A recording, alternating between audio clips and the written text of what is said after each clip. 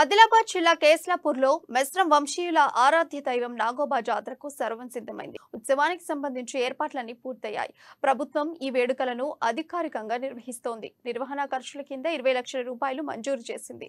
3 రోజుల జాతర అనంతరం ఈ నెల 12న ఆలయ ఆవరణలో ఉన్న వేదిక వద్ద ప్రజా దర్బార్ నిర్వహిస్తారు. ఈ దర్బార్కు ప్రజాప్రతినిధులు, జిల్లాధికారులు హాజరై ఆదివాసీల సమస్యలపై చర్చిస్తారు.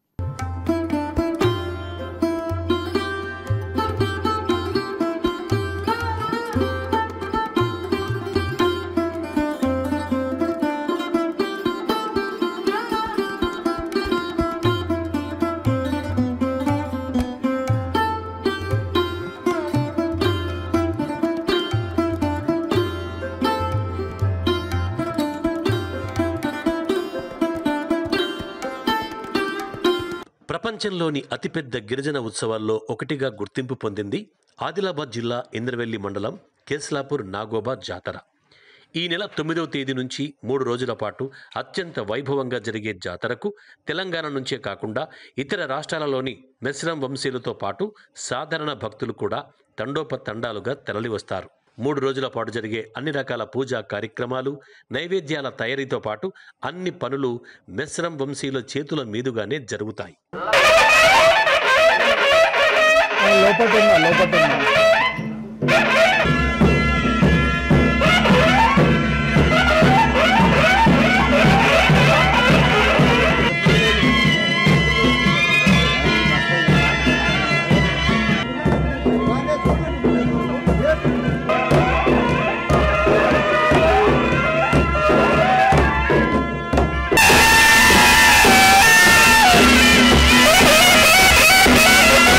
పుష్యమాసంలో నెలవంక కనిపించిన తర్వాత ముందుగా కచలం బండిపై జాతర తేదీలు, గోదావరి జలం కోసం పోయే తేదీలను ప్రచారం చేయడానికి 7 రోజుల పాటు రథయాత్ర నిర్వహిస్తారు. మెస్రం వంశ పెద్దలు నాగోబా దేవతకు పూజలు చేసి ఎడ్ల బండిపై పయనమవుతారు. జాతరకు ప్రత్యేకంగా కావలసిన కుండల కోసం సిరికొండలోని గుగ్గిళ్ల వంశానికి చెందిన కుమ్మరి వద్దకు కూడా ఈ ఎడ్ల బండిపైనే వెళ్తారు. అనంతరం ఆలయానికి తిరిగి వచ్చిన తర్వాత గోదావరి జలాల కోసం తెల్ల వస్త్రాలు ధరించి కలశాలు తీసుకొని కాలినడకన 80 కిలోమీటర్ల దూరంలోని మంచిర్యాల జిల్లా జన్నారం మండలం కలమడుగుకు సమీపంగా పారే హస్తినమడుగు చేరుకొని స్నానాదులు ముగించి కలశాలు శుభ్రం చేసి గోదావరి జలాలు సేకరిస్తారు.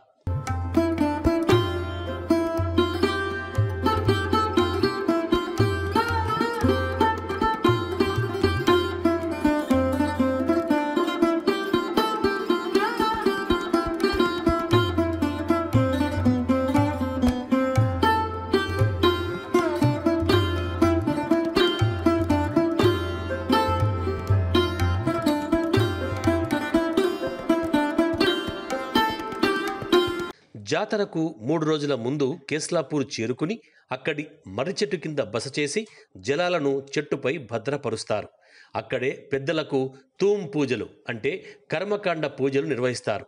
అనంతరం 9వ తేదీ శుక్రవారం అర్ధరాత్రి ఆ జలాలతో నాగోబా దైవానికి కొత్త కుండలతో అభిషేకం జరపడంతో జాతర మొదలవుతుంది. రాత్రంతా నాగదైవానికి మహాపూజ నిర్వహిస్తారు. మెస్రం వంశీయులకు ఆరాధ్యమైన సర్పజాతిని పూజించటమే ఈ జాతర ప్రత్యేకత.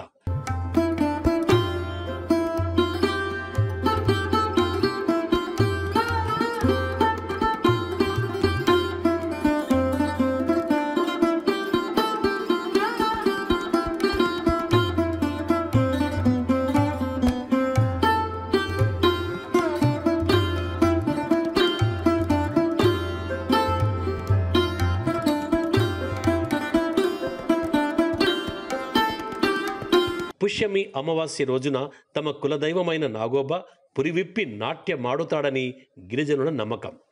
గోదావరి నది నుంచి తీసుకొచ్చిన జలంతో నాగోబా విగ్రహాన్ని శుభ్రపరుస్తారు. ఆలయానంతా శుద్ధి చేస్తారు. భాజా భజంత్రులతో ఆలయ ప్రాంగణంలో పూజా కార్యక్రమాలు నిర్వహిస్తారు. ప్రత్యేక పూజా సమయంలో మొలకెత్తిన నవధాన్యాలు తెస్తారు. ఒక రాగి చెంబులో పాలు తీసుకుంటారు. నవధాన్యాలు, మొలకలు, పాలు అన్నిటికీ ఒక కొత్త రుమాలతో కప్పి పుట్ట పైన ఉంచుతారు. పుట్ట మీది రుమాలు పైకెత్తినట్టు కనిపిస్తే పూజా కార్యక్రమాన్ని ఆరంభిస్తారు. అప్పటికే నాగదేవుడు రాగి చెంబులోని పాలు తాగి తమను ఆశీర్వదిస్తారని వారి నమ్మకం.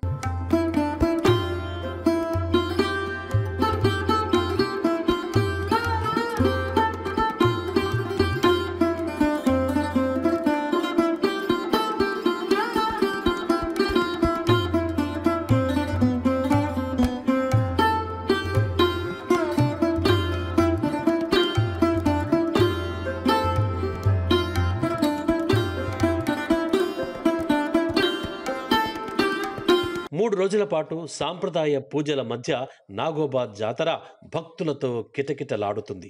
ఈ జాతరకు మెసరం వంశీయులు ఎడ్ల బండిపై తరలివచ్చి జాతర ముగిసే వరకు అక్కడే గుడారాలు వేసుకుని ఉంటారు. జాతరకొచ్చే మిశ్రం వంశీయులు వేలాది మందున్న వారు వంట చేసుకునేది మాత్రం 22 పొయ్యిల మీదే. ఈ పొయ్యిలు ఎక్కడ పడితే అక్కడ పెట్టడానికి వీల్లేదు. ఆలయ ప్రాంగణంలో ప్రత్యేకంగా ఏర్పాటు చేసిన ప్రహారీ గోడ లోపల గోడకు చుట్టూ దీపాలు వెలిగించేందుకు ప్రత్యేకమైన అరలు ఉంటాయి. ఆ దీపాల కాంతుల వెలుగుల్లో 22 పొయ్యిల్లో మిశ్రం వంశీయులు వంతుల వారీగా వంటలు చేసుకుంటారు. మిగతా జాతుల వారు ఎక్కడైనా వంట చేసుకోవచ్చు. జాతరలో భాగంగా ప్రతిరోజు ప్రత్యేక రీతిలో పూజలు జరుపుతారు. మట్టితో పుట్టలు తయారు చేస్తారు. మహాపూజ అనంతరం రాత్రి 1 గంట తర్వాత కొత్త కోడళ్ల పరిచయం భేటింగ్ నిర్వహిస్తారు. అప్పటి వరకు నాగోబా ఆలయానికి రాని మిశ్రం వంశ కోడళ్లు తెల్లటి దుస్తులు ధరించి బేటింగ్కు హాజరవుతారు. అనంతరం సతీదేవత ఆలయంలో పూజలు చేస్తారు. ఆ తర్వాత పెద్దల ఆశీర్వాదంతో పూర్తిగా మెస్రం వంశంలో చేరినట్టుగా భావిస్తారు. మరుసటి రోజు పెర్సపెన్, బాన్సెన్, బేతల్ మొదలైన పూజలు నిర్వహిస్తారు. నాగోబా జాతర అనంతరం చివరగా షాంపూర్లోని బుడందేవ్ జాతరకు హాజరై ఎవరి ఇళ్లకు వారు చేరుకోవడంతో ఈ జాతర తంతు ముగుస్తుంది.